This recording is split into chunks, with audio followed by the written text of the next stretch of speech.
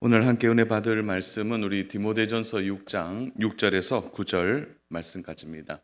우리 신약 성경 341면에 하나님의 말씀이 기록되어 있습니다. 디모데전서 6장 6절에서 9절 말씀까지입니다. 우리 찾으셨으면은 우리 한 목소리로 함께 우리 천천히 합독하도록 하겠습니다. 그러나 자족하는 마음이 있으면 경건은 큰 이익이 되느니라. 우리가 세상에 아무것도 가지고 온 것이 없음에 또한 아무것도 가지고 가지 못하리니 우리가 먹을 것과 입을 것이 있은즉 족한 줄로 알 것이니라. 부하려 하는 자들은 시험과 올무와 여러 가지 어리석고 해로운 욕심에 떨어지나니 곧 사람으로 파멸과 멸망에 빠지게 하는 것이라. 아멘. 오늘은 좀 시리즈로 좀 말씀을 좀 준비를 계속 좀 하려고 해요. 그래서 오늘은 이 위기의 시대, 어려운 시대를 이겨내는 지혜로운 생활이 뭐냐, 그 부분에 대해서 좀 매주마다 좀 나누려고 합니다. 그 첫 번째가 바로 자족하는 생활, 자족의 생활에 대해서 좀 말씀을 나누어 보려고 합니다. 오늘 이 본문이 소개되는 디모데전서 6장의 오늘 본문 전체의 내용을 잠깐 줄여보면 이렇게 되는 거죠. 바울이 목회 현장에 있는 디모데에게 참된 경건은 이런 것이다 라고 권면하는 장이 오늘 디모데전서 6장입니다. 그래서 그 참된 경건에 있어서 1절부터 3절까지가 일터에서는 어떻게 살 거냐, 그 부분을 좀 다루고요. 4절부터 이제 5절까지는 너희들 앞에 있는 거짓 교사들, 특별히 거짓 경건으로 살아가는 저 거짓 교사들을 닮지 마라. 저들은 이익을 위해 사는 자들이다. 그래서 가르치긴 하나 그들은 잘못된 것을 가르치고 그것은 자신의 이득을 위해 살아가는 사람들이다. 그 거짓 교사를 조심해라. 그래서 일터에서의 삶, 그리고 너희들 가까이에 있는 거짓 교사들 조심해라. 그리고 난 뒤에 바울이 실제적인 경건 생활에 대하여 첫 번째 부분을 자족하는 생활에 대해서 말하고 있는 거죠. 그런 의미에서 바울은 경건 생활에 있어서 가장 첫 번째 우리들의 삶의 태도와 자세는 바로 자족이다. 이렇게 그 부분을 이야기하면서 디모데에게 권면하고 있는 거죠. 자, 그래서 이 참된 경건의 핵심이 6절에 나오죠. 그러나 이제 앞절은 그러나라는 단어는 이 앞에 일터에서의 경건 생활, 이익을 위해 살아가는 저 거짓 교사들의 잘못된 경건 생활 담지 말고 그러나 그 다음에 뭐죠? 자족하는 마음이 있으면 경건은 큰 이익이 된다. 이렇게 말해요. 자, 이익은 있어도 되고 없어도 되는 것으로 생각하는데 여기서 큰 이익은 그런 개념이 아니에요. 이것은 뭐냐면 바꿀 수 없는 가장 큰 이익이 된다. 이런 개념이 이 안에 있는 거죠. 자, 그런 의미에서 왜 바울이 경건 생활의 첫 번째를 자족이라고 말하고 있을까요? 왜 그것을 첫 번째로 소개하고 있을까요? 여러분, 자족이 뭡니까? 한번 머릿속에 여러분들이 대답 한번 해보세요. 자족은 뭘 얘기하는 거죠? 그것은 이제 국어 사전에 보면 스스로 넉넉하게 느끼는 것. 그게 이제 자족이다. 국어 사전은 그래요. 그러나 더 깊이 들어가 보면은 크기와 환경에 상관없이 마음의 충만한 상태를 자족이라고 말하죠. 쉬운 말로 하면 이런 거예요. 이미 마음이 다른 것으로 가득 차 있는 상태. 그래서 어떤 외부적인 자극이라든지 외부적인 환경이나 상황에 흔들리지 않는 것. 왜 그렇습니까? 이미 마음이 다른 것으로 차 있기 때문이죠. 여러분, 재밌게도요, 이 자족의 반대말이 불만이더라고요. 네. 안자족, 뭐 이렇게 얘기해도 되겠지만 이게 불만이 자족의 반대말이더라고요. 여러분, 불만이 뭐냐면 아니 불자에 찰만자거든요. 그러니까 이렇게 차지 않았다는 거예요. 마음이 뭔가 차지 않아서 이제 우리는 그걸 불만이라고 표현하는데 그러니까 자족은 마음에 뭔가 가득 찬 상태고, 불만은 마음에 무엇인가가 차지 않는, 비어 있는 상태를 의미하는 거죠. 그러다 보니까 불만의 가장 큰 특징은 뭡니까? 무엇이 들어와도 불만스러운 거죠. 마음이 차지 않고 있으니까. 그래서 바울이 성도들에게 이 자족을 이야기할 때는 이미 너의 마음에 무엇인가가 충만한 상태인가 아닌가를 바울이 물어보고 있는 것입니다. 그래서 처음부터 바울도 이런 자족하는 마음을 가지지는 못했어요. 바울도 이 자족하는 마음을 연습하고 배우고 경험해서 오늘 디모데에게 말하고 있는 것입니다. 그러니까 바울이 이 자족하는 마음으로 그가 사역을 하고 삶을 살아가면서 너무 큰 유익이 있고 너무 큰 은혜가 있으니까 얘기하는 거죠. 뭐라고 얘기합니까? 자족했으면 좋겠다. 그것은 오늘 우리 시대에, 바울의 시대뿐만 아니라 오늘 우리 시대에도 너무나 큰 유익이 되기 때문이죠. 여러분, 그래서 이 자족한다라는 이 표현 속에 바울은 큰 유익이 있는데, 이 큰 유익이라는 이 표현이 참 재밌어요. 그것은 영적으로 이 원문을 들여다보면 또 이런 뜻이 있거든요. 자산을 가진 경건이라는 뜻이 있어요. 그러니까 경건에 큰 유익이 된다는 것은 결국은 이 자족하는 마음이 우리의 마음에는 영적인 자산이 된다라는 개념으로 이해가 되는 거죠. 그러니까 이미 무엇으로 마음이 가득 차 있으니까 그 영혼이 불만이 없는 거죠. 그 영혼이 이미 만족하고 있는 상태라고 보게 되는 거죠. 여러분, 그렇게 마음이 만족하고 충만해 있으니까 그 안에 욕심도 들어올 수 없고 탐심도 들어올 수 없고 다른 시험도 들어올 수 없게 되는 거죠.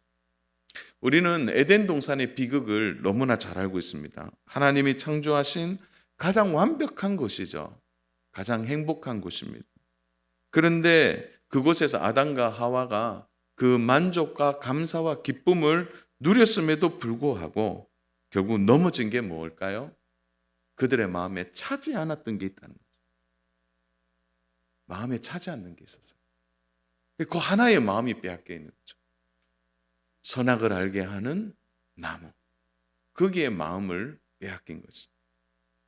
사실은 오늘 우리의 신앙생활에 가장 큰 싸움이 이거 아니에요? 마음을 지키느냐, 지키지 못하는. 사실 이 싸움을 우리가 지금 하고 있는 것입니다. 솔로몬은 자기의 인생을 돌아보면서 그는 정말 냉정하게 자신의 인생을 돌아보고 평가합니다. 그래서 이 참 솔로몬이요, 좀 약간 좀 개인적으로는 속상한 부분이 있어요. 왜냐하면 자기는 다 가져봤잖아요. 그리고 이렇게 표현하니까 어쩌면 더 신뢰는 가지만 우리가 만약 그렇게 가졌더라면 또 다른 결론을 내지 않았을까요? 솔로몬은 모든 걸 다 가져봤다는 거죠. 그리고 그가 내린 결론이 뭡니까? 전도서 5장 10절입니다. 우리 같이 한번 읽어보겠습니다. 시작. 은을 얻고 풍부를 사랑하는 자는 소득으로. 여기서 솔로몬의 냉철한 지적을 보십시오. 영혼이 만족하지 못하니까, 잘 들으셔야 됩니다. 솔로몬의 영혼이 충만하지 않으니까, 마음이 가득 차 있지 않으니까 솔로몬도 다른 것으로 채워보려고 예를 썼다는 거죠. 영혼에 만족이 없는 거죠. 그러니까 은이 있어도 만족하지 못합니다. 그에게 수많은 이익과 소득이 있어도 솔로몬의 마음이 만족하지 못하는 거예요. 그러니까 마음이 충만한 상태가 되지 못하고 마음에 하나님이 주시는, 제가 후에 얘기하겠지만 그 하나님이 주시는 것으로 만족하지 못하니까 채워도 안 되는 거예요. 여러분, 보통 한 사람의 욕심이 작은 것 같지만요, 그 욕심은 끝이 없어요. 한 나라를 주어도 만족하지 못하는 것이 사람의 마음이라는 거예요. 그래서 자주 쓰는 표현이 뭐예요? 조금만 더 고생해서, 조금만 더 해서. 조금만 더 채우면, 조금만 더 조금만 더 하면 이제 만족할 것이다. 그렇게 얘기하는데 여러분 인생이 그렇게 됩니까? 채워도 안 돼요. 은으로 가득 채워도 만족하지 못하는 것입니다. 바울이 살았던 당시에 스토아 학파라고 있습니다. 이들은 아우타르케이아스라는 말을 썼는데 이게 좀 어려운 말인데 이게 쉽게 들어보면 이거예요. 초월한 자족. 그러니까 인생의 행복을 무엇으로 봤냐면 초월하는 것으로 봤어요. 그래서 인간의 행복을 초월한 자족에서 말했어요. 겉으로 보면은 굉장히 오늘 성경과 비슷하게 나가요. 초월된 자족. 그런데 근원적인 차이가 있습니다. 그들이 말하는 자족은요, 스스로 충족하는 마음에서 나오는 거예요. 그러니까 스토아 학파가 이상적인 행복을 얘기했지만 그 행복에 이른 사람은 아무도 없었어요. 왜 그렇습니까? 내가 스스로 만들어내는 자족은 오래 가지 못하는, 스스로 충만한 상태에 이른다는 것이 불가능하다는 거죠. 여러분, 성경이 말하는 자족은 뭡니까? 자, 오늘 계속 이 부분을 얘기했죠. 마음이 충만한 상태. 그러면 마음이 충만해지는 것이 뭐냐라는 거죠. 스스로 충만하게 채울 수 있는 겁니까? 아니에요. 그래서 오늘 가장 중요한 핵심은 여기에 있습니다. 그것은 바로 그리스도로 충족하는 마음. 그 마음의 상태가 바로 자족하는 마음이에요. 우리 한번 따라서 할까요? 그리스도로 충족하는 마음. 이게 진짜 자족이라는 거죠. 그래서 오늘 말씀을 들으면서 저도 그렇고 우리 성도 여러분도 눈이 열리기를 축복합니다. 이게 진짜 자족이라는, 눈이 열려야 됩니다. 무엇인가를 가지고 채우고 그것을 가득하면 그것이 충만한 상태가 아니라는 거죠. 여러분, 우리가 채워야 할 것은 하나님이에요. 하나님으로 우리는 채워야 되는 거예요. 그래서 우리가 하나님 안에 거한다라는 표현이 이 표현인 거죠. 우리가 하나님 안에 거한다. 그래서 우리가 하나님 안에 쑥 들어가서 하나님으로 우리가 충족되어지는 삶. 그것이 진정한 자족이고 자족의 출발이 될 수 있는 것입니다. 그래서 자족은요, 한번 만족하고 끝나는 게 아니라 오늘 하나님을 채우면 내일도 채워야 되는 거예요. 우리 오늘 새벽 기도를 드렸으니까 아이고 이제는 새벽 기도 끝났다가 아니라 내일 또 새벽 기도를 해야 돼. 예, 아멘 하는 우리 적어요. 예, 또 그 다음 날에도 채워야 돼요. 그러니까 하나님의 말씀이 오늘 은혜 받았다고 끝나는 게 아니라 사랑하는 여러분, 오늘 은혜는 오늘로 끝나는 거예요. 내일 또 새로운 은혜를 받아야 되는 거예요.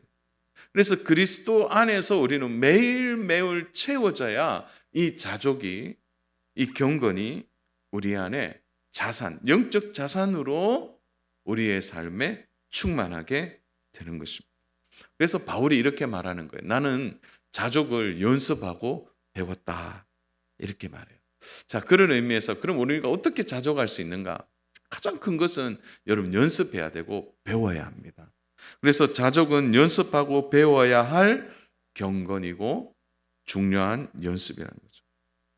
자, 그럼 바울의 진언을 좀 들어보겠습니다. 빌립보서 4장 11절 12절. 자, 우리 아침이니까 큰 소리로 우리 같이 한번 합독하겠습니다. 내가 궁핍함으로 말하는 것이 아니니라. 어떠한 형편이든지 나는 자족하기를 배웠노니 나는 비천에 처할 줄도 알고 풍부에 처할 줄도 알아. 모든 일 곧 배부름과 배고픔과 풍부와 궁핍에도 처할 줄을 아는 일체의 비결을 배웠노라. 바울이 뭐라고 얘기하죠? 11절 12절에서 계속 언급하는 것은 배웠다는 거예요. 배웠다. 연습했다는 거죠.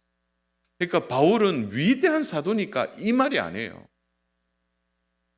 바울도 자족을 매일 연습하고 배운 것입니다. 언제 배웠죠?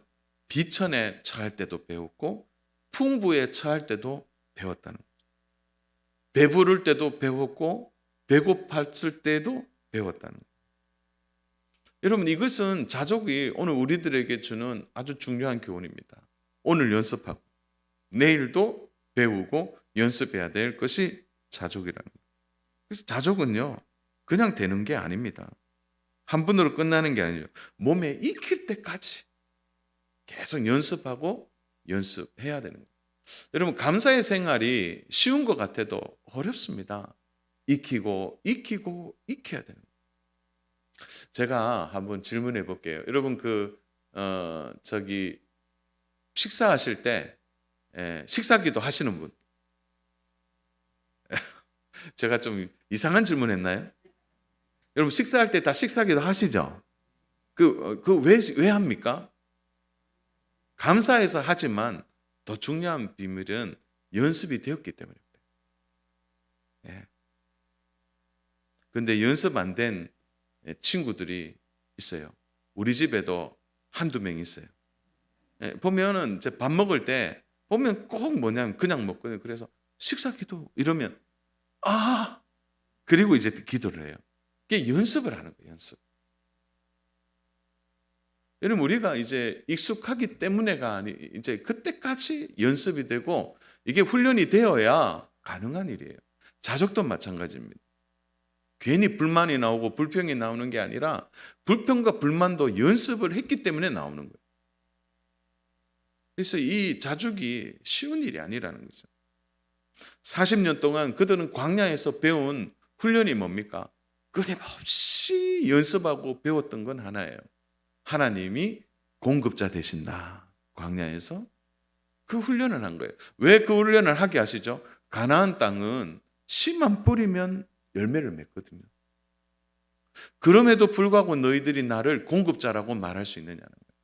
비가 오고 땅이 아주 풍부해서 그들은 이전에는 누리지 못했던 풍성함을 누릴 때 그때도 이 풍성함의 주인이 하나님이시냐, 거기에 예스 하나님이십니다라고 고백할 수 있도록 광야에서 하나님이 그들의 공급자 되심을 그들은 끊임없이 연습하고 배우고 훈련했어요.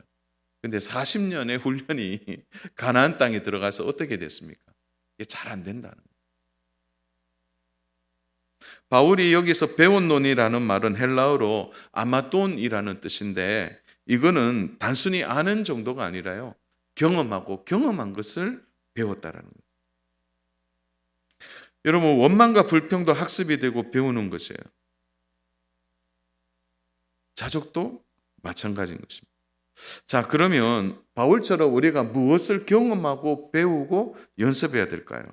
그렇다면 무엇을 연습하고 경험하는 것을 우리가 마음에 두어야 될까요? 우리 7절 한번 읽어보겠습니다. 7절 같이 읽습니다. 시작. 우리가 세상에 아무것도 가지고 온 것이 없음에 또한 아무것도 가지고 가지 못하리니. 자, 바울이 자족하기를 배웠던 가장 중요한 원인이 여기 있는 거예요. 그것은 세상의 실체가 무엇인지를 배웠다는 거예요.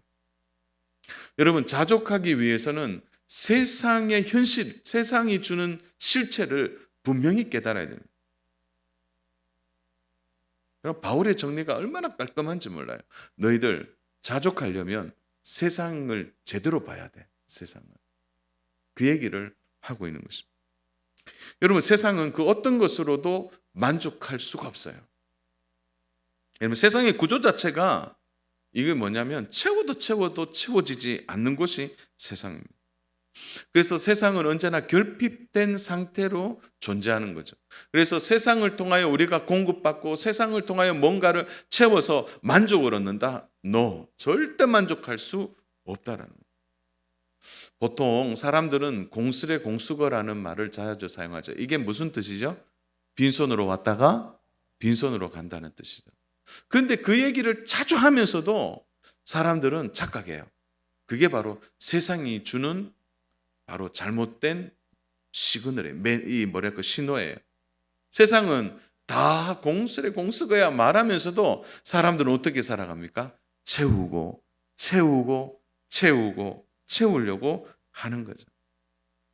그래서 세상에 채우면 만족하고 살 것이다라는 끊임없는 생각을 하고 사는 거죠. 근데 바울이 딱 지적하잖아요. 세상의 실체를 제대로 알아라는 거죠. 세상의 그 어떤 것으로도 만족할 수 없다는 거죠. 여러분, 이전의 군왕들과 세상의 권세자들을 보세요. 그들은 세상의 모든 것을 가진 자들이었어요. 그래서 자신의 앞에도 두고 뒤에도 두고 위에도 두고 뭐 허리 밑에도 두고 온갖 보물과 온갖 것을 다 채웠지만 그것을 그들이 만족했습니까? 여러분, 그들은 결국 그것으로 끝이 나버렸어요. 더 놀라운 사실은 그 모든 것의 소유가 후대에 박물관의 소유가 돼버렸어요. 그게 참 너무나 아이러니한 일이죠. 세상을 바르게 보는 눈을 하나님이 우리에게 허락해 주셨어요. 사랑하는 여러분, 세상의 실체가 바르게 보이면요, 우리가 세상 안에서 세상이 주는 것에 마음을 빼앗기지 않게 되는 것입니다. 그래서 자족하는 사람들의 가장 큰 특징은 세상과 너무 밀접해 있지 않다는 거예요. 조금만 떨어져 보니까 세상이 얼마나 허탄한 것인지 허무한 것인지를 보게 되는 것입니다. 오늘날의 드론의 발전은 그야말로 우리의 눈의 세계를 새롭게 열었습니다. 이전에는요, 앞만 봤어요. 그런데 이 드론이 생기자 어떻게 됩니까? 세상이 높은 곳에서 아래로 보는 것이 쉬워졌다는 거죠. 여러분, 하늘에서 보는 게 얼마나 새로운지 모릅니다. 예전에는 헬리콥터를 타고 이제 위에서 촬영한다든지 아니면은 높은 어떤 기중기 위에 사람이 올라가서 찍었는데 이제 그렇게 할 필요가 없는, 드론이 열어준 세계가 완전히 달라집니다. 하늘에서 보니까 이전에는 앞만 보고 살았는데 이전에는 앞에 것만 보였는데 하늘에서 보니까 비경을 볼 수 있고 더 놀라운 환경을 보게 되는 거죠. 그것이 바로 하늘의 관점입니다. 오늘 하나님이 우리들을 통해서 자족을 말씀하실 때 세상을 보는 눈을 하늘에서 보도록 만드신 거죠. 그것이 하늘의 관점에서 세상을 내려다보는 거예요. 이렇게 보니까 세상에 마음 빼앗기고 사는 것이 얼마나 허무하고 헛된 것인지를 보도록 만드는 것입니다. 바울은 우리들에게 말합니다. 세상에 아무것도 가지고 온 것이 없는데, 이 세상을 떠날 때도 가지고 갈 수 없는데 왜 세상에 마음 빼앗기고 거기에 살아가느냐. 이것이 바울의 전언이었습니다.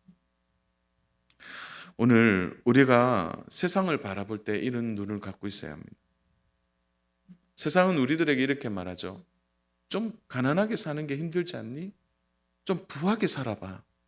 부유한 것이 세상을 사는 가장 좋은 방법이라고 말해요. 그래서 부하냐 가난하냐 여기에 세상은 우리를 매이게 하는 거죠. 그래서 끊임없이 채워야 되고 끊임없이 무엇인가를 가져서 그것으로 세상 속에 살아가도록 만드는 거예요.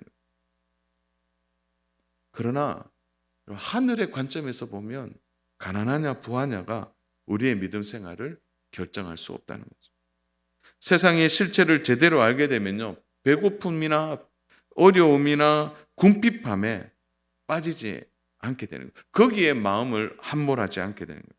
궁극적으로는요, 우리의 마음을 빼앗기지 않게 되는 것입니다. 그러므로 우리가 그러면 어떻게 하면 적극적인 삶 속에 자족을 할 수 있으며 살아갈 것인가? 그 적극적인 자족의 핵심은 바울이 어떻게 언급하죠? 그것이 바로 바울이 말하는 것, 네가 가지고 있는 것에 먼저 자족할 것을 당부하고 있는 것입니다. 8절 한번 보겠습니다. 8절 우리 같이 읽겠습니다. 우리가 먹을 것과 입을 것이 있은즉 족한 줄로 알 것이다. 자, 자족의 적극적인 태도를 바울은 먹을 것이 있느냐? 그럼 자족할 수 있어. 입을 것이 있느냐? 그러면 자족할 수 있다고 말하는 거예요. 그러니까 바울이 말하는 자족은 아주 기본적인 것에서 우리의 자족이 시작되어야 된다는 것을 말해주는 것입니다. 사랑하는 여러분, 자족은 거창한 게 아닙니다. 어느 정도 갖고 있어야 거기서부터 자족이 출발하는 게 아니라는 거죠. 너 먹을 것 있니? 너 지금 입을 옷이 있어? 그러면 자족할 수 있다라고 말하고 그 자족의 마음이 적극적인 삶의 태도라고 설명하고 있는 것입니다. 사랑하는 여러분, 오늘날에 살아가는 우리의 삶은 이 자족의 기준이 너무 복잡해졌습니다.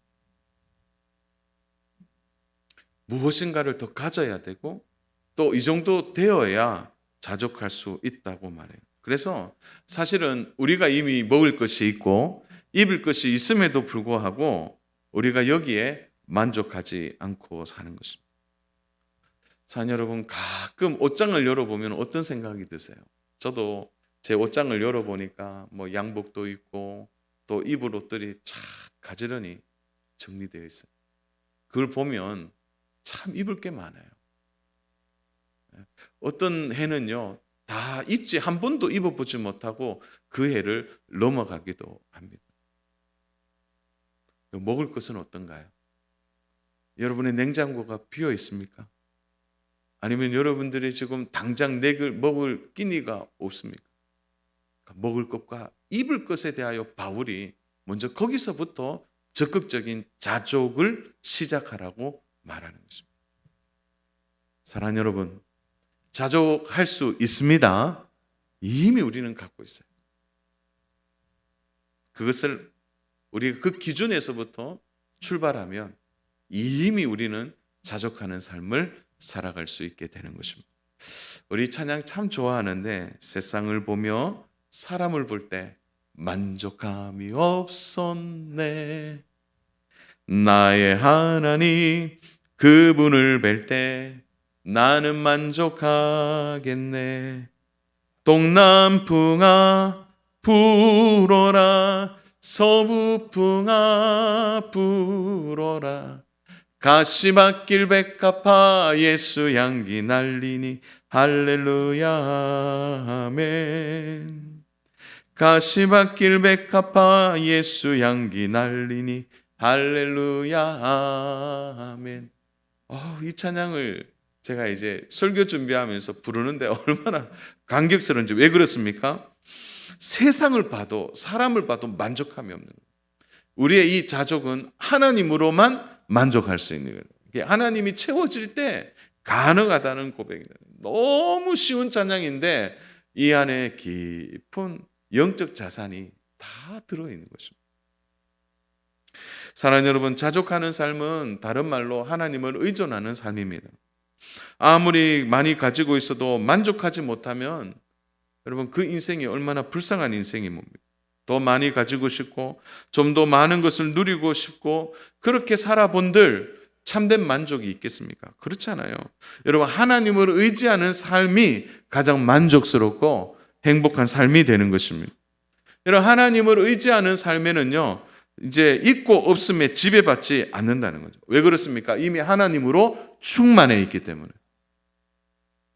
그래서 다윗은 그의 회고에서 시편 23편 1절에서 나는 부족함이 없도다 이렇게 말합니다. 그렇게 말한 것은 그가 이스라엘의 위대한 왕이었기 때문에가 아닙니다. 하나님이 바로 다윗의 인생의 목자가 되시고 다윗의 마음에 충만하셨기 때문에 다윗이 부족함이 없다라고 말하는 것입니다. 그러므로 사랑하는 여러분, 오늘 우리는 이 두 싸움을 해야 돼요.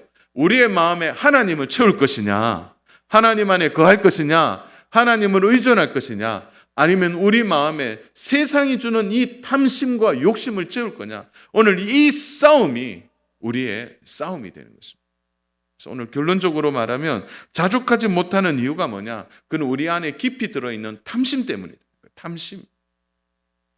9절 한번 오늘 결론의 말씀으로 같이 보겠습니다. 같이 읽습니다. 부하려 하는 자들은 시험과 올무와 여러 가지 어리석고 해로운 욕심에 떨어지나니 곧 사람으로 파멸과 멸망에 빠지게 하는 것이라. 자, 여기서 부하려고 하는 자들, 이 말은 쉽게 이런 거예요. 부자 되려고 하는 사람들. 그 사람들은 특별히 조심하라는 거예요. 무엇이 있습니까? 탐심이 너를 지배할 것이다. 이 탐심이 들어오면 아무리 가져도요, 목마른 상태로 만들어냅니다. 부족하고 부족하다라고만 생각하게 되는 거예요. 그래서 탐심이 무서운 것은 우리의 영적 감각을 마비시켜 버립니다. 그러니까 이만큼 가져도 우리 아까 가졌죠. 자족의 적극적인 태도가 뭐라고요? 먹을 것과 입을 것이 있으면 우리는 자족을 시작할 수 있다고 그랬어요. 그런데 이것을 마비시켜 버린다는 거예요. 무서운 겁니다. 그래서 이 탐심이 가져다 주는 특징 중에 하나는 뭐냐면 속도를 내게 만들어요. 그래서 부하려고 하는 마음이 우리의 마음에 속도로 자리를 잡게 됩니다. 그러면 어떤 생각이 드냐면 이 정도는 안 되는데, 이 정도는 안 되는데. 그래서 자꾸 속도를 붙이는 거예요. 속도를. 조금만 더 하자. 조금만 더 벌자. 조금만 더 벌자. 그래, 올해는 이만큼 좀 벌어야 되고, 그래, 그러면 교회나 예배 드리는 거는 좀 다음에 하자. 다음에 요거 좀 더 벌고, 요거 좀 더 벌고. 탐심은 우리에게 계속 속도를 더 내도록 만들어요. 사랑하는 여러분, 이 유혹이 얼마나 큰지를 우리는 깨달아야 합니다.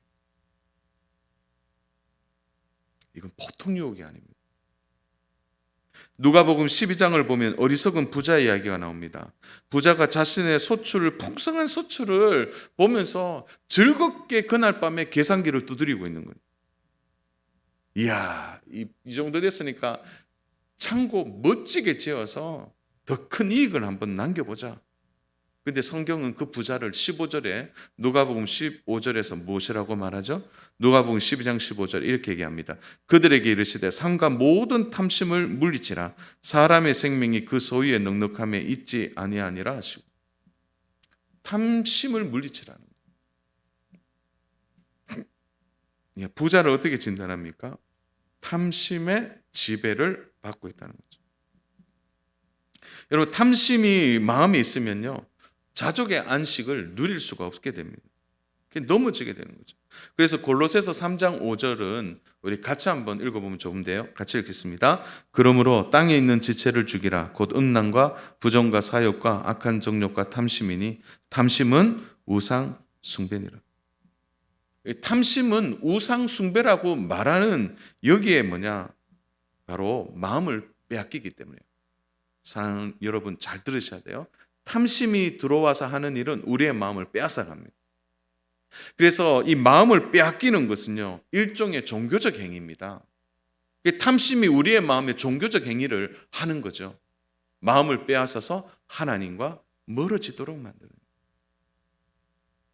그래서 하나님 안에 있는 참된 자족은 끊임없이 우리를 하나님께로, 왜요? 하나님이 의존되어지고 하나님 안에 충족되어지는 마음의 상태가 되니까 하나님과의 관계가 좋아지고 행복해지고 기뻐지지만, 탐심은 하나님과 멀어지게 만드는, 이 탐심 자체가 종교적 행위가 되어진다는 거예요. 탐심은 지배하는 힘이 큽니다. 끊임없이 우리를 욕망하도록 만들고 우리가 가진 것에 만족하지 못하도록 해요. 조금만 더 속도를 내보자. 이 정도 가지고 난 뒤에 나중에 누려라. 이렇게 말한다는 거예요. 그러므로 사랑하는 여러분, 탐심을 가볍게 여기지 마세요. 그래서 오늘 우리가 해야 할 일은 바로 자족하는 힘, 능력을 키워야 되는데, 이 자족은 스스로 만들 수 없기 때문에 한번 따라서 할까요? 성령의 도우심. 이것이 저의 오늘 결론입니다. 바울은 자족하는 것에 대하여 하나님 안에서의 안정감은 결국 성령의 도우심으로 가능하다고 말하는 거죠. 성령의 도우심이 절대적으로 필요합니다. 성령은 우리에게 탐심과 욕망을 이기게 하는 능력을 부어주시는 것입니다. 그래서 여러분 9절에 보면 부하게 하는 자들이 시험과 올무, 어리석고 해로운 욕심에 떨어지고 파멸과 멸망에 빠지지 않도록 만드는 것, 그것이 바로 성령님이 우리 안에서 하시는 일이 되는 것입니다. 성령은 우리에게 자족을 통하여 참된 만족을 주시고 참된 자유를 허락해 주시는 겁니다. 오늘 아침에 이 자리에 오게 한 것도 성령님이 우리를 권고하시고 성령님이 우리를 이끌어 주신 것입니다. 우리의 마음이 자족으로 충만해지도록 성령님은 그 과정 속에서 우리를 이끌어 가시고 부요하도록 우리를 만들어 주시는 것입니다. 사랑하는 여러분, 주님이 말씀하시는 부자는 누구입니까? 자신을 위해 재물을 쌓아두는 자를 성경은 부자라고 말하지 않아요.